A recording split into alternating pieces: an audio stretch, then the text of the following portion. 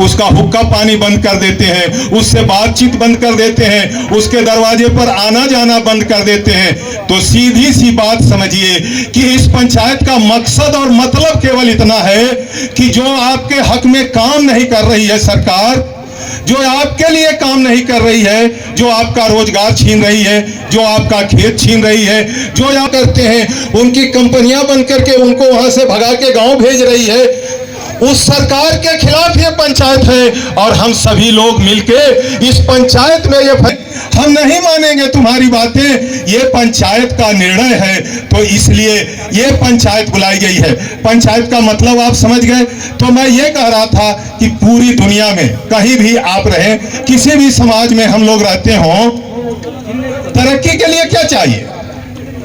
बिना पैसे के और बिना धन के तरक्की नहीं होती। और सरकार जो है, भारत सरकार हर 10 साल में एक जनगणना कराती है। हमारे आपके घरों में कितनी संपत्ति है, हमारे घर में कौन नौकरी करता है, हमारे पास कितना खेत बाड़ी है, इसकी ये जो रिपोर्टें प्रकाशित हुई हैं उसमें सबसे अधिक गरीब इस देश का आदिवासी और दलित समाज है। यह सरकार के हिसाब किताब में है।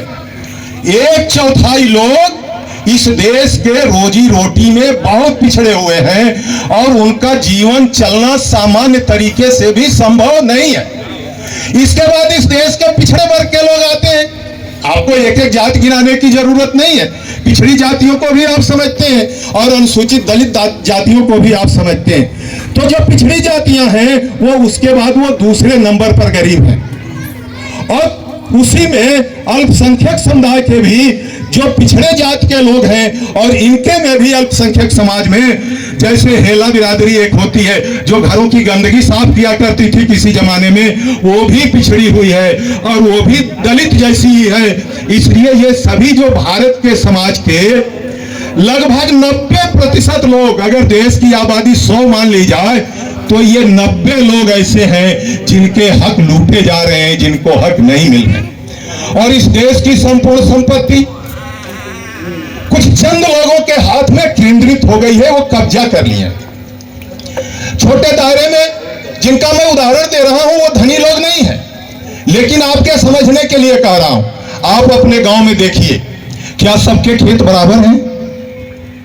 बहुत सारे लोग भूमिहीन हैं, बहुत सारे लोग 1-2 बीघे के काश्तकार हैं, और बहुत सारे लोग ऐसे भी हैं जिनके परिवार में 20, 25, 50 एकड़ की जमीनें थी और हैं, चाहे वो किसी भी तरह से हो।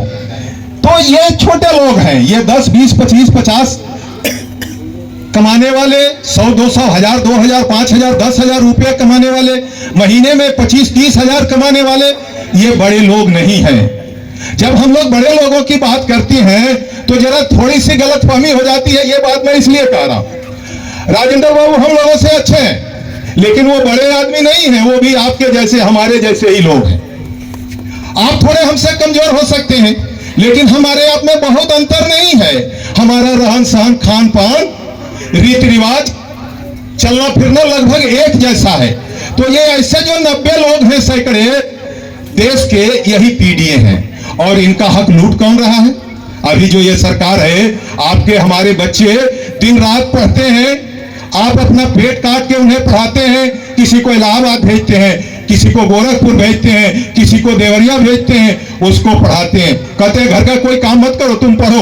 वो पढ़ता है साहब, और पढ़ के जब नौकरी का सवाल आता है और जब इम्तिहान देने जाता है तो नौकरी नहीं रहती। और इन लोगों ने क्या किया? इन लोगों ने एक कानून बना लिया, ये पंचायत इसलिए है, ये कानून बना लिया कि भारत सरकार का कैबिनेट का जो मिनिस्टर है, जो 20-25 लोग होते हैं, वो लोग जिसकी संस्तुति कर देंगे वो कलेक्टर बना दिया जाएगा, वो कप्तान बना दिया जाएगा, वो प्रदेश का सचिव स्तर का अधिकारी बना दिया जाएगा, और वो आपके गांव के इलाके में ब्लॉक में बीडीओ बना दिया जाएगा। और इसका नाम रखा है, अंग्रेजी नाम, इसका नाम रखा है लेटरल एंट्री भर्ती। अब इसमें भर्ती कौन हो रहा है? मैं गया था राजस्थान एक कार्यक्रम में, कोटा, वहां से भारतीय जनता पार्टी के सांसद हैं जो आज लोकसभा के अध्यक्ष हैं, नाम भूल रहा हूं उनका, ओम बिरला साहब, ओम बिरला साहब, इनकी सरकार ने बैठक की और एक प्रस्ताव बनाया कि ओम बिरला की बेटी जो मॉडलिंग करती थी, मॉडलिंग आप समझते हैं, जो खूब पाउडर क्रीम लगा के और किसी सामान का प्रचार करती है, जो मॉडलिंग करती थी, उसको इन लोगों ने प्रस्ताव करके और सचिव स्तर का अधिकारी, कलेक्टर से भी ऊपर पोस्ट कर दिया।